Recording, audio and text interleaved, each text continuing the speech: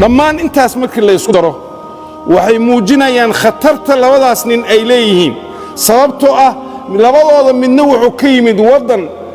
wadamada adduunka hor uga horumarsanaa UK buu ka yimid qoyskiisa iyo noloshiisa reerkooda oo dhan wuxuu ahaa Kristan isaga waa islaam yiri haddii meel islaamka uu ku fidinayo malaayiin muslimiin gaalo ahaa joogtay meesha boqolkiisa 90 waa gaalo wuxuu Soomaaliya u soo aaday inuu dhiig Soomaaliyeed ku daadsho kan kale Malaysia ka yimid Malaysia waxaan ka warqabnaa percentage gaalo ahaa jira inta boqolkii intaasa islaama boqolkii intaasa Kristana haddii uu wax islaaminayo kuwa wadankiisa joogo ku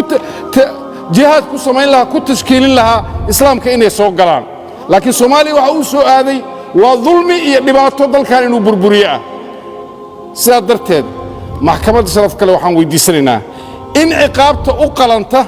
oo ay qorayaan aayaadka quraanka iyo axaadiisa iyo qodobada aan ku soo eedaynay in lagu xukumo si ay ugu tusaale qaataan kuwa ka dambeeya ajaanibta ee Soomaaliya u soo hanqal taagaya inay ka dagaalamaan dhiig Soomaaliyeed daadiyaan